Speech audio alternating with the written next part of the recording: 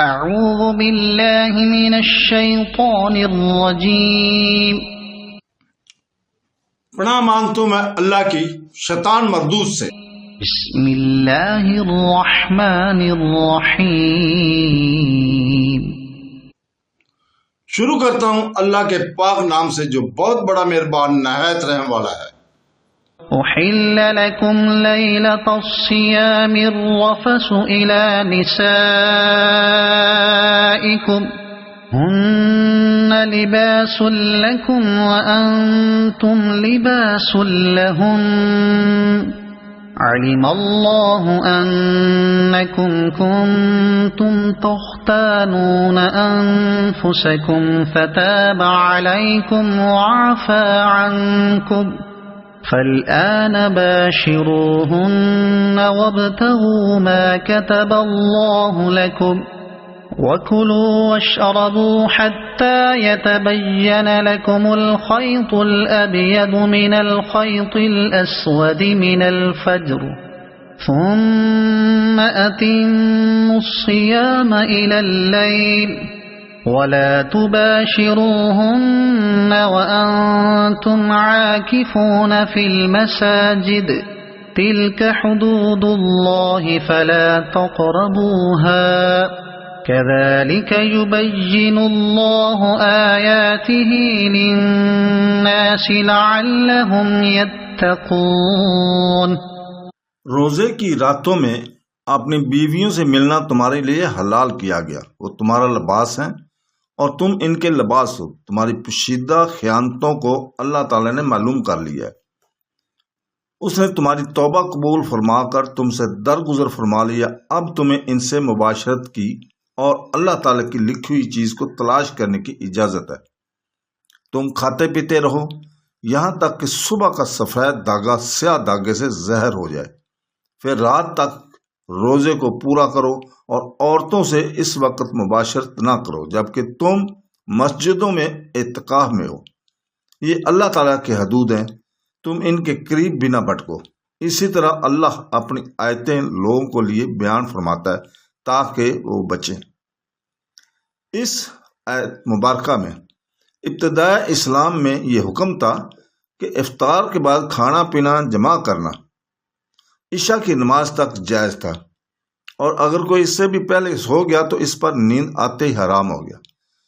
اس میں صحابہ کرام کو قدر مشقت ہوئی جس پر رخصت کی آیتیں نازل ہوئیں اور آسانی کے احکام مل گئے۔ رفعت سے مراد یہاں جمع ہے۔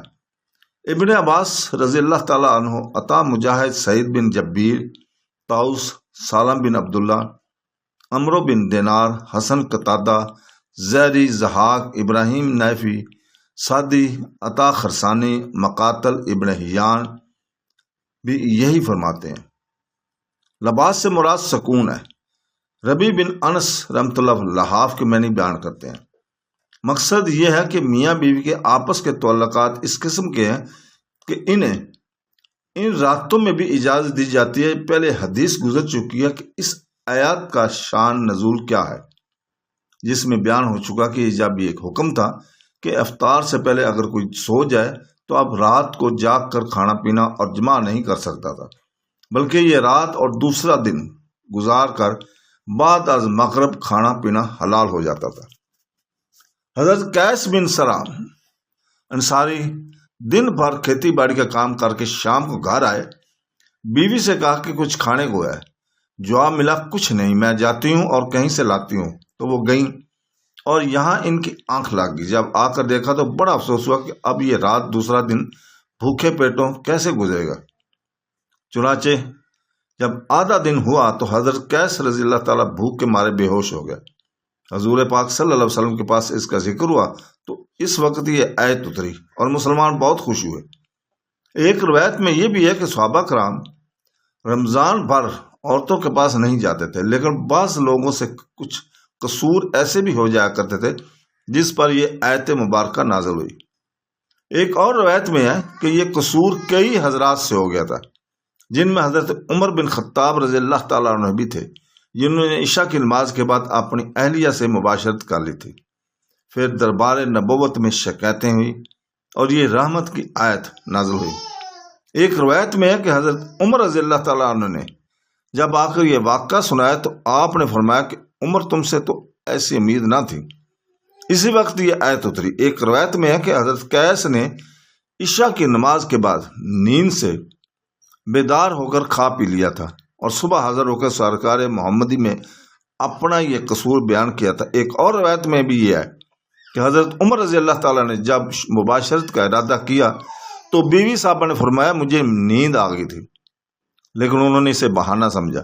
اس رات آپ دیر تک مجلس نبی میں بیٹھے رہے تھے اور بہت رات گئے گھر پہنچے تھے۔ اور ایک روایت میں ہے کہ حضرت کعب بن مالک سے بھی ایسا ہی قصور ہو گیا تھا۔ ماں کتب اللہ سے مراد اولاد ہے، بعض نے کہا کہ جمع مراد ہے، بعض کہتے ہیں لیلۃ القدر مراد ہے۔ قتادہ رحمۃ اللہ علیہ کہتے ہیں کہ مراد یہ رخصت ہے۔ تب ایک ان سب اقوال میں اس طرح ہو سکتی ہے کہ عموم کے طور پر سب ہی مراد ہے۔ جمعہ کی رخصت کے بعد کھانے پینے کی اجازت مل رہی ہے کہ صبح صادق تک اس کی اجازت ہے۔ صحیح بخاری میں ہے کہ حضرت سہیل بن سعد رضی اللہ تعالیٰ فرماتے ہیں کہ پہلے من الفجر کا لفظ نہیں اترا تھا تو چند لوگوں نے اپنے پاؤں میں سفید اور سیاہ داغے باندھ لیے، اور جب تک ان کی سفیدی اور سیاہی میں تمیز نہ ہوتی کھاتے پیتے رہتے۔ اس کے بعد یہ الفاظ اترا اور معلوم ہو گیا کہ اس سے مراد رات دن ہے۔ مسند احمد میں ہے کہ حضرت عدی بن حاتم فرماتے ہیں کہ میں نے بھی 2 داغے سیاہ اور سفید اپنے تکیے کے نیچے رکھ لیے، اور جب تک ان کی رنگ میں تمیز نہ ہوئی تب تک کھانا پینا جاری رہا۔ صبح کو نبی کریم صلی اللہ علیہ وسلم سے ذکر کیا تو آپ نے فرمایا تیرا تکیہ بڑا لمبا چوڑا نکلا۔ اس سے مراد تو صبح کی سفیدی کا رات کی سیاہی سے ظاہر ہونا ہے۔ یہ حدیث بخاری اور مسلم میں بھی ہے۔ مطلب حضور پاک صلی اللہ علیہ وسلم کے اس قول کا یہ ہے کہ آیت میں تو داغوں سے مراد دن کی سفیدی اور رات کی تاریکی ہے، تو اگر تیرے تکیے کے نیچے یہ دونوں تاریخی اور سفیدی آ جاتی ہوں تو گویا اس کی لمبائی مشرق اور مغرب تک ہے۔ صحیح بخاری میں تفسیر بھی روایتاً موجود ہے۔ بعض روایتوں میں یہ لفظ بھی ہے کہ پھر تو بڑی لمبی چوڑی گردن والا ہے۔ بعض لوگوں نے اس کی معنی بیان کی ہے کہ کند ذہن ہے، لیکن یہ معنی غلط ہے، بلکہ مطلب دونوں جملوں کا ایک ہی ہے، کیونکہ جب تکیہ اتنا بڑا ہے تو گردن بھی اتنی بڑی ہوگی۔ واللہ علم۔ بخاری میں حضرت عدی رضی اللہ تعالیٰ کا اسی طرح کا سوال اور آپ کی اسی طرح کا جواب تفصیلاً یہی ہے۔ آیت کے ان الفاظ سے سحری کھانے کا استحباب بھی ثابت ہوتا ہے، اس لیے کہ اللہ کی رخصتوں پر عمل کرنا اس پسند ہے۔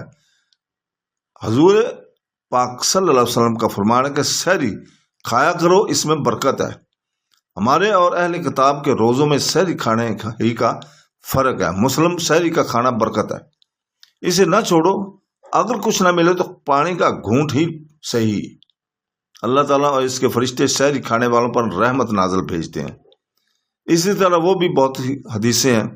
سحری کو دیر کر کے کھانا چاہیے، ایسے وقت کے فارغ ہونے کے کچھ ہی دیر بعد صبح صادق ہو جائے۔ حضرت انس فرماتے ہیں کہ ہم سحری کھاتے ہی نماز کے لیے کھڑے ہو جایا کرتے تھے۔ اذان اور سحری کے درمیان اتنا ہی فرق ہوتا تھا کہ 50 آیتیں پڑھ لی جائیں۔ بخاری اور مسلم میں یہ درج ہے۔ رسول پاک صلی اللہ علیہ وسلم فرماتے ہیں کہ جب تک میری امت افطار میں جلدی کرے اور سحر میں تاخیر کرے تب تک بھلائی رہے گی۔ یہ بھی حدیث سے ثابت ہے کہ حضور پاک صلی اللہ علیہ وسلم نے اس کا نام غذائے مبارک رکھا ہے۔ مسند احمد وغیرہ کی حدیث میں ہے کہ حضرت حذیفہ رضی اللہ تعالیٰ فرماتے ہیں کہ ہم نے حضور پاک صلی اللہ علیہ وسلم کے ساتھ سحری کھائی، ایسے وقت کے گویا سورج طلوع ہونے والا ہی تھا، لیکن اس میں ایک راوی عاصم بن ابو نجود منفرد ہے، اور مراد اس سے کہ دن کی نزدیکی ہے، جیسے فرمان اللہ تعالیٰ ہے، یعنی جب وہ عورتیں اپنے وقت کو پہنچ جائیں۔ مراد یہ کہ جب عدت کا زمانہ ختم ہو جانے کے قریب آ جائے، یہی مراد اس حدیث میں بھی ہے کہ انہوں نے سحری کھائی اور صبح صادق ہو جانے کا یقین نہ تھا، بلکہ ایسے وقت تھا کہ کوئی کہتا تھا صبح ہوگی، کوئی کہتا تھا نہیں۔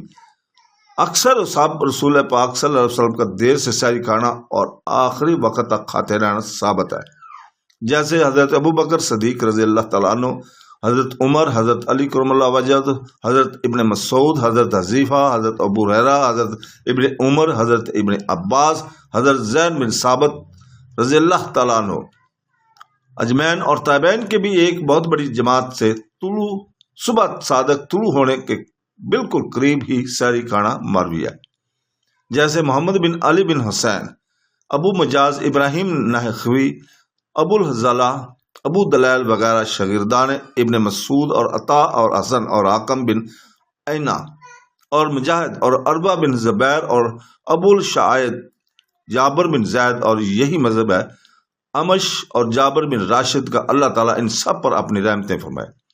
ہم نے ان سب کی اسناد اپنے مستقل اس میں بیان کر دی ہے۔ ابن جریر نے اپنی تفسیر میں بعض لوگوں سے یہ بھی نقل کیا کہ سورج کے طلوع ہونے تک کھانا پینا جائز ہے، جیسے غروب ہوتے افطار کرنا، لیکن یہ قول کوئی اہل علم قبول نہیں کر سکتا کیونکہ نص قرآن کے خلاف ہے۔ قرآن مجید میں محیط کا لفظ موجود ہے۔ بخاری اور مسلم کی حدیث میں ہے کہ رسول پاک صلی اللہ علیہ وسلم نے فرمایا، حضرت بلال رضی اللہ تعالیٰ کی اذان سن کر تم سحر سے رک نہ جایا کرو، وہ رات باقی ہوتے ہوئے اذان دیا کرتے ہیں، تم کھاتے پیتے رہو جب تک حضرت عبداللہ ابن ام مکتوم کی اذان نہ سن لو، وہ اذان نہیں کہتے جب تک فجر طلوع نہ ہو جائے۔ مسند احمد میں حدیث ہے کہ رسول پاک صلی اللہ علیہ وسلم فرماتے ہیں کہ وہ فجر نہیں جو آسمانوں کے کنارے میں لمبی پھیلتی ہے، بلکہ وہ جو سرخی والی اور کنارے کنارے ظاہر ہونے والی ہوتی ہے۔ ترمذی میں بھی یہی روایت ہے۔ اس میں ہے کہ اس پہلی فجر کو جو طلوع ہو کر اوپر کو چڑھتی ہے، دیکھ کر کھانے پینے سے نہ رکو بلکہ کھاتے پیتے رہو یہاں تک کہ سرخ داری پیش ہو جائے۔ اور ایک حدیث میں ہے صبح کاذب اور اذان بلال کو ایک ساتھ بھی بیان فرمایا۔ ایک اور روایت میں صبح کاذب کو سفیدی صبح کے ستون کی مانند بتایا گیا۔ دوسری روایت میں اس پہلی اذان کی جس کے مؤذن حضرت بلال رضی اللہ تعالیٰ تھے، یہ وجہ بیان کیا کہ وہ سونے والوں کو جگانے اور نماز تہجد پڑھنے والوں کو لوٹانے کے لیے ہوتی ہے۔ فجر اس طرح نہیں ہے جب تک اس طرح نہ ہو، یعنی آسمان میں اونچی چڑھنے والی نہیں بلکہ کناروں میں دھاری کی طرح زہر ہونے والی ہے۔ صدق اللہ